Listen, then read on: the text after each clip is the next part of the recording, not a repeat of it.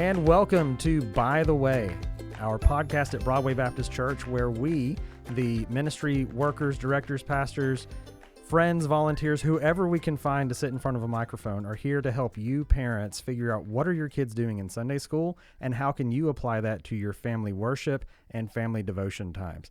Today, we have myself, the ministry director formerly. Now, I don't even know what my title is anymore. It's Associate Pastor of Family Discipleship. That's me, Justin Smith, and Lauren Hanson, our ministry director for our kids and children's ministry. And who is that? That's not Jackson Smith sitting across from me. It's Timothy Durham. He's not just this made-up person that we refer to often on the podcast. That's right. When we say, what do you think about that, Timothy? He's not a sock puppet. That's a joke Jamie and I have. There's someone that gets mentioned around the office a lot that, we talked to so-and-so today, or so-and-so advises to do this, but we've never met this person. So we just assume that it's Mark with a sock puppet in his office. And maybe so. We won't tell you one way or the other. But Mr. Timothy Durham here is with us. He, number one, is our ministry director of all things communications. That's the official title, all things communications. That's right. But he also, whether you knew this or not, volunteers in our middle school guys Sunday school class. He and Jackson co-teach that class. So Timothy is on the up and up about the material, the curriculum. He's in the trenches each and every week helping to teach. Timothy, we are glad you were in front of the microphone instead of just in front of the computer today. That's right. I'm glad to be here. Glad to prove that I'm real. That's awesome. Well, let's jump into it. So where are we now? We're still in Genesis, not for as long as some Bible studies will be in Genesis, but we're going to be continuing through Genesis for a little while, which that's an important time as we go through and establish God creating the world. And we did that for a couple of weeks. We established sin entering that world and that perfection really being corrupted through sin. We last week looked at the flood account in Genesis 6 through 9, and both the youth and middle school, the kids, and the nursery curriculum. And this week we're going to jump to Genesis 11. You might think, what happened to Genesis 10? Well, you can go back and read it. It's a nice long genealogy in Genesis 10 that it's interesting, but we're going to fast forward a little bit more to the next kind of big event in the narrative in Genesis. In Genesis 11, the Tower of Babel. Now, I don't know what you think of when you think of the Tower of Babel. I always think of some gigantic tower. Maybe that's right. Maybe not. We can talk more about that as we go. But speaking of giant towers, by the way, the steeple at Broadway is not the tallest building in the world. It's the tallest building on Getwell, maybe. I think that's probably accurate. True. Yeah. But in the world, so by the way, guess what? In Dubai, maybe Abu Dhabi, Dubai, is the Burj Khalifa, if I said that right, standing at 2,722 feet tall. Tallest building in the world. Is it more than a half mile? That's more than a half mile. Now, right? Question, is this the one that Tom Cruise climbed in Mission Impossible? Wow, I don't know the answer to that. Ooh. I think it was. Okay. He had like those Probably. Spider-Man suction cup. It sounds impossible, but Tom Cruise can do it. Yeah, that was before he was riding dirt bikes off mountains and skydiving out of space. That was one of his simpler tricks. Yes, okay. yes, that's right. Gee, okay, awesome. Well, so we're not talking about that tower. We're not talking about Tom Cruise, but maybe those things will come up later. We don't know. We're talking about the Tower of Babel. And so let's jump into it because there are a lot of wrong ways to think about this story, a lot of wrong takeaways that I've heard preached and taught and seen in different Bible studies before, but I think the Gospel Project gets it right. We're focusing on the main things here, and one of the main things that we'll talk about at some point is the fact that really God is in control. God wants to be obeyed and deserves to be obeyed, and he deserves and is worthy of all praise. And we'll see that really fleshed out in our conversation today, and we'll see that fleshed out in this next week in our Sunday school classes. So let's begin by just asking the question, what is the point of the tower? We're going along. This is really the first kind of building. We've seen a boat that was built, a pretty big boat, and now we have a tower that's being built. Why? What's going on in Genesis 11? Well, I think it's important before we answer that question to go back to Genesis 9. Oh. So after Noah and his family get off the boat, they get off and we see almost a recreation that God says to them in verse 1, and then he repeats in verse 7, for them to be fruitful and multiply and to fill the earth. And so Noah and his family were given this charge, and it's for all of humanity to follow. And so when we get to chapter 11, it says they aren't filling the earth, and they aren't being fruitful and multiplying as God commanded them. So when we talk about what's the point of it, the point is they weren't doing what God had told them to do. And so ultimately they were sinning. Yeah, very good. So they begin, they get off the boat, right? Noah and his family, his sons and their wives, they begin to obey. They begin to be fruitful and multiply. And Genesis 11, at the beginning, we see it says they migrated east. So they start moving. It's okay, we're starting to fill the earth. Great, we picked a direction and we're going. And then they stopped. And they stop. They start making bricks. They start making whatever the paste is that they're using, the pitch that they're using to put those together. And they say, hey, let's stay here. Let's make a big building. Let's make a tower. And they say, let's do a few other things. But ultimately, they do not keep going. So they stopped. How was that sin? I think Lauren already covered that. But Timothy, how ultimately was that a sin for them to find a nice, cozy place to land? Well, it actually reminds me of what Pastor Mark's been preaching in Haggai. They got really comfortable.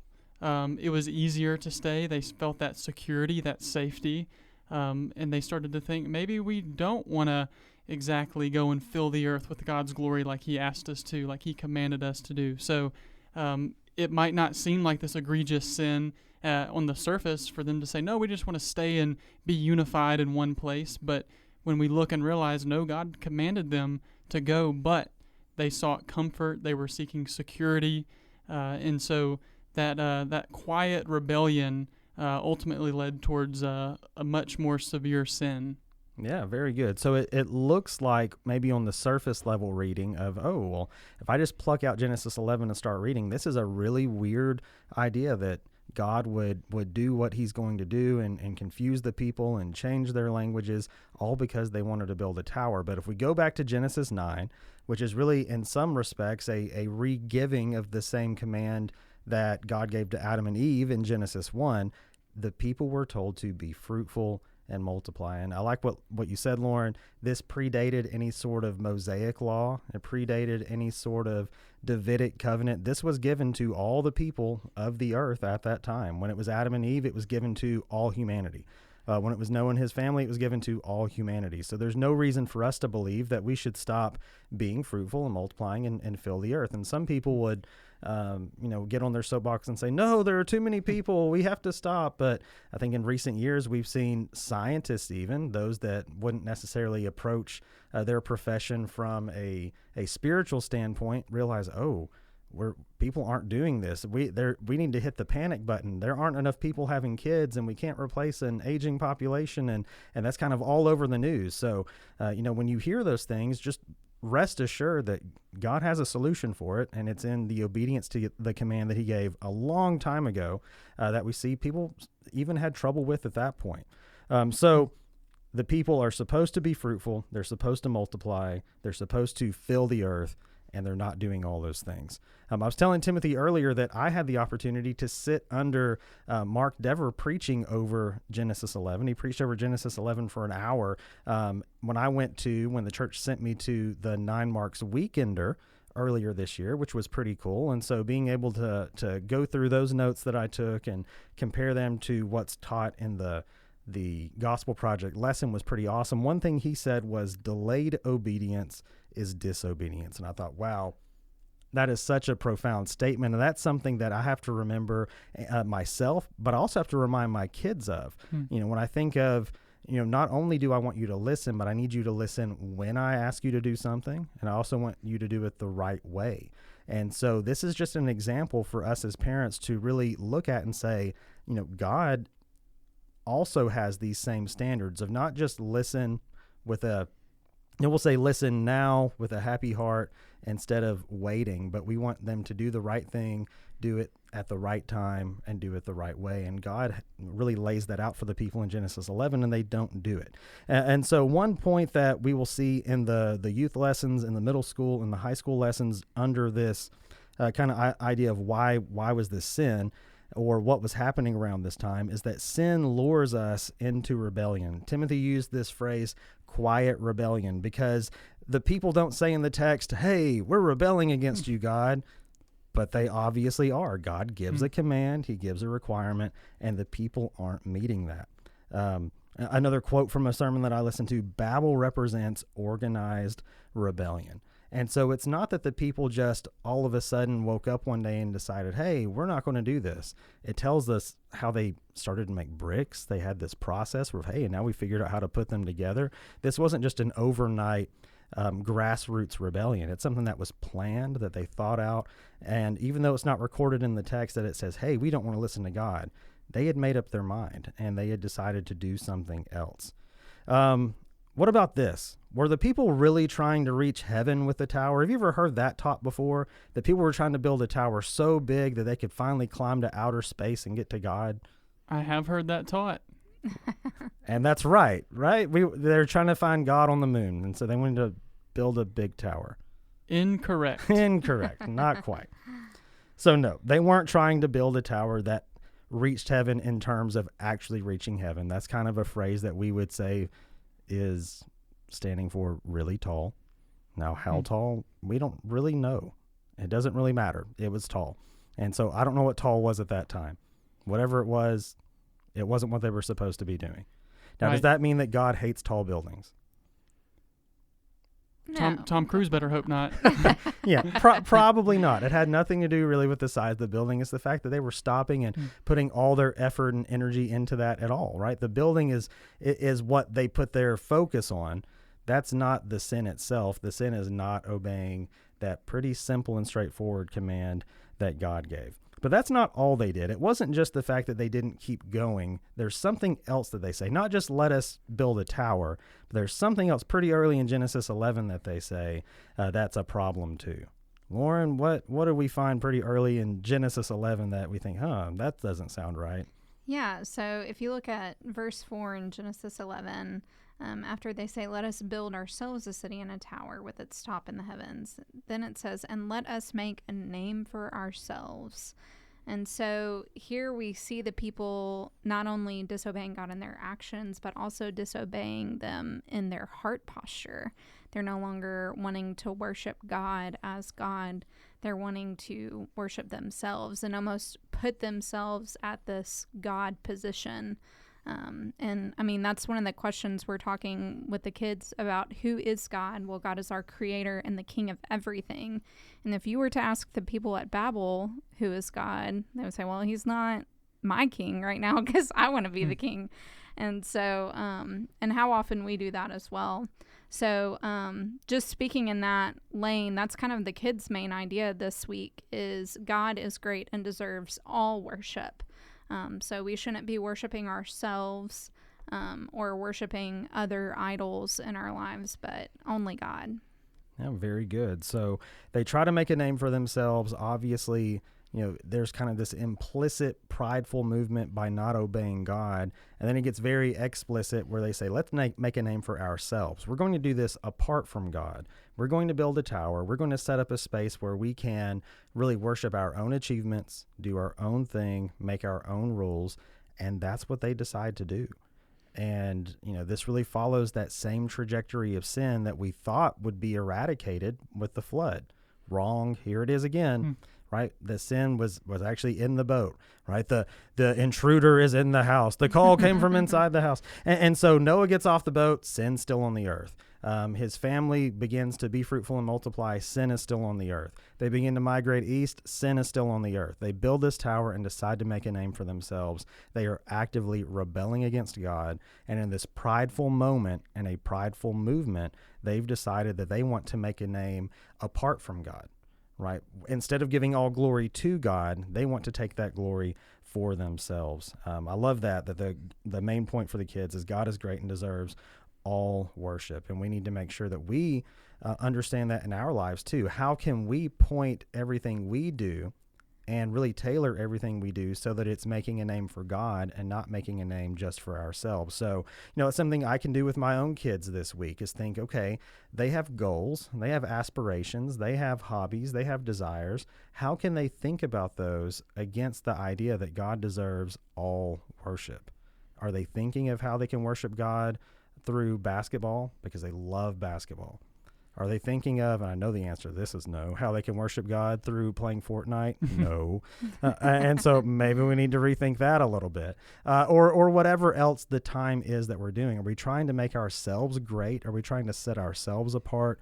Or are we really finding a way to take all of our energy, all of the opportunities we have, and make God's name great as a result? Yeah, and I think a helpful question for little ones in that vein of, we haven't labeled it yet as this, but what are the idols in our life? What are we worshiping other than God? That can be ourself, or it could be something else. But a way to explain it to kids where it's easy for them to understand is what is something that you feel like you can't live without? And so, even for me, like, what are things in my life that I feel like I can't live without? And am I putting those things on God's pedestal in my life? So, yeah, just having those conversations with your kids. What do you feel like you can't live without? How are you tempted to worship those things more than you're worshiping God? How are you trying to make yourself great rather than God great? Those are all great discussion questions.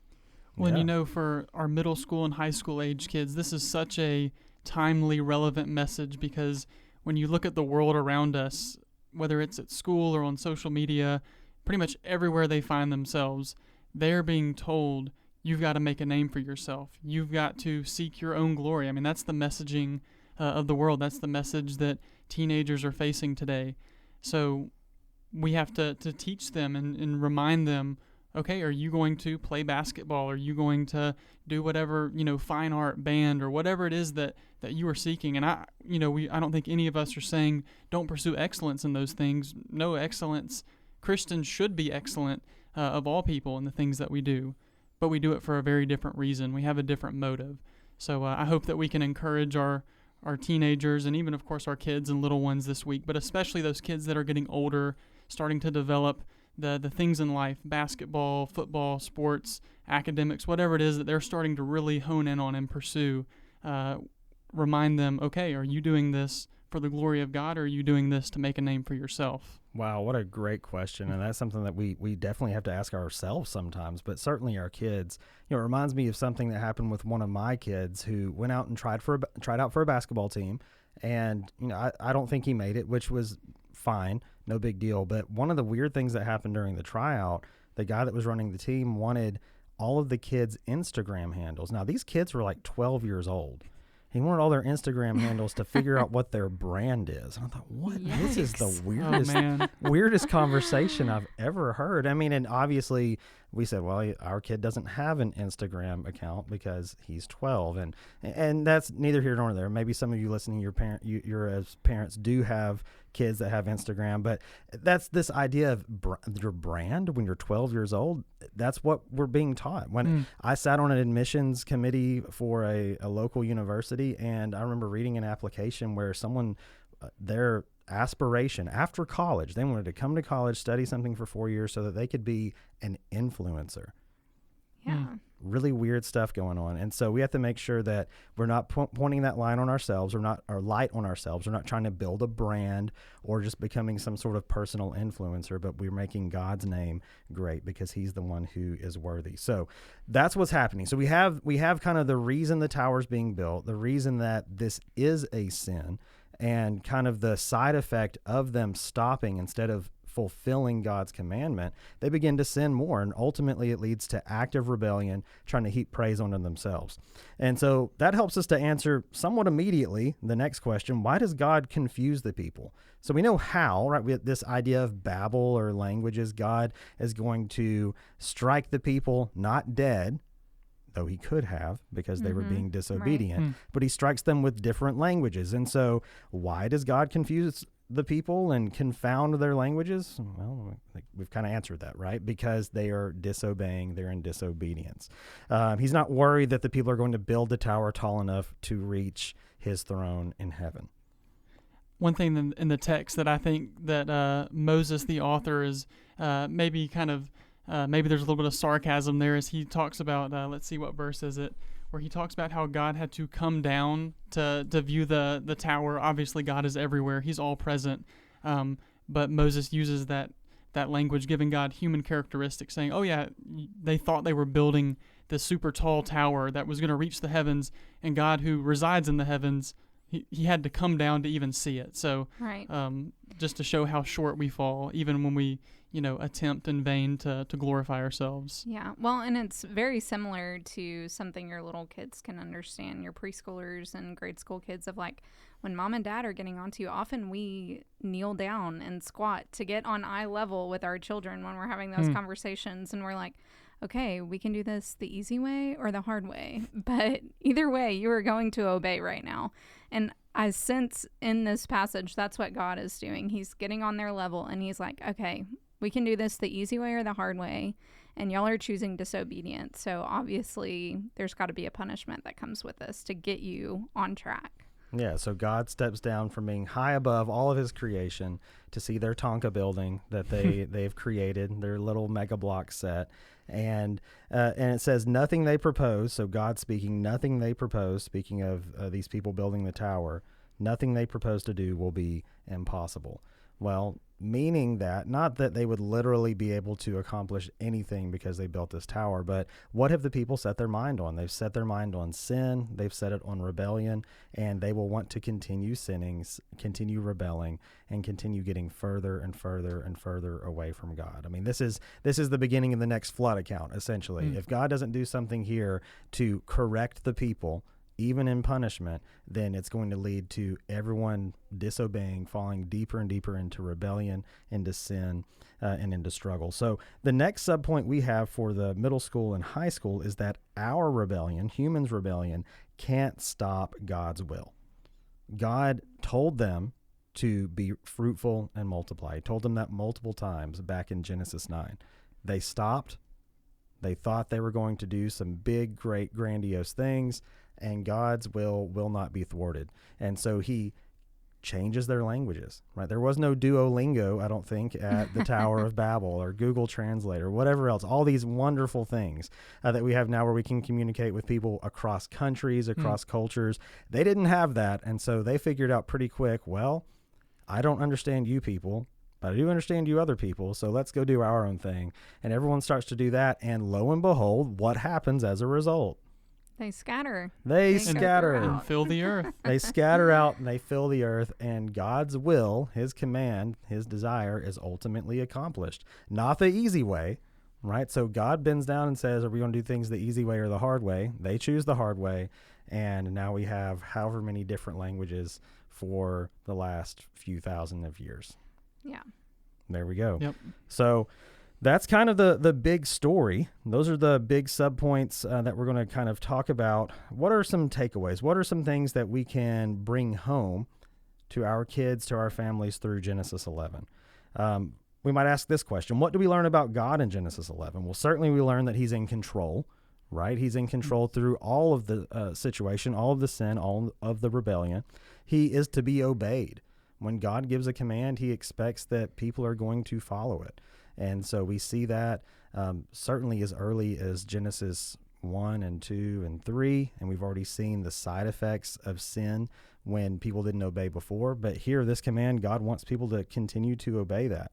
But we can also see that he is merciful, even in his punishments. Like we've mentioned already, the people deserve to be punished for their sin. They disobeyed God willingly. And instead of wiping them out, instead of bringing a plague upon them or some other kind of atrocity, God simply changes their languages. Now, that was a monumental shift in all of the world at that time. But he didn't kill one person to accomplish his will. God chose to punish sin in a different way, in a merciful way, where he could have enacted a much harsher punishment on the people. Right. And holding them back from further sin. That's right. And so in changing their languages, it actually was a restraint that he put on them so they couldn't continue to dive deeper and deeper into sin. That's great. Well, what do we learn about man? Pretty much all the opposite stuff, but what do you guys think? Yeah, that we are bad to the core, bad to the bone, that we are full of sin, and when left to our own devices, that we will always lean towards sin rather than our rightful position under obedience to God and His will. Yeah, and one question, Lauren, you might have come up with this, but Timothy, you spoke to it, is how is punishment often for our good? And you already mentioned that this punishment ultimately was for the people's good. Mm-hmm. Yeah, I mean, like I said, it withheld them from continuing in that sin, continuing in their rebellion, because as they were building that tower, building that city, they were just getting further and further away from God, further from His command to be fruitful, multiply, fill the earth. So God, in His righteous judgment, He also demonstrated His mercy. He says, I'm going to accomplish my will, like you said, Lauren. We can do it the easy way or the hard way. It's going to be the hard way, but I'm still pushing you toward my will for your life, my desire for your life. So we do see God being gracious and merciful, even in our stubbornness. Mm-hmm. Yeah, that's awesome. And it brings me to my next question. This is called the Gospel Project, not the Babel building project. So how does this particular narrative or this event keep us on the road to Jesus, or how does Jesus and the gospel relate to the Tower of Babel? Well, I mean, ultimately, throughout the rest of the story of the Old Testament, we're going to continue to see people being divided and division and sin and separation until we get to the New Testament with Jesus, who brings all things together in unity. We talked this morning in my women's Bible study about Ephesians 1 and 2, how in all things Christ unites everything in heaven and on earth. And so we see that in Revelation 7, verses 9 through 10, when it says, from every tribe, every language, every tongue will be worshiping Him. And even before that, we see that in Acts 1, when all of these languages come together and they are all proclaiming the good news of Jesus to these different people, and they're being understood. And so it's a reversal. Jesus is the reversal and brings the reversal of the division that we see in the Tower of Babel. Yeah, and it's neat how when you look at the life of Jesus and the way that He spoke, even look at things like when He prayed that model prayer for the disciples, Our Father in heaven, hallowed be your name, your kingdom come, your will be done. Complete opposite of what we're seeing in these people who are saying, let us make a name for ourselves. Jesus, the one person who ever could have said, I want to bring glory to myself rightly, actually He had that right perspective of, no, I'm going to point it all toward the Father. I think Paul in Philippians 2, where he talks about how Christ took on that form of a servant, did not count equality with God a thing to be grasped. So we see, like you said, that anti-Babel example in Christ, and that's what we can look to for our example. Right.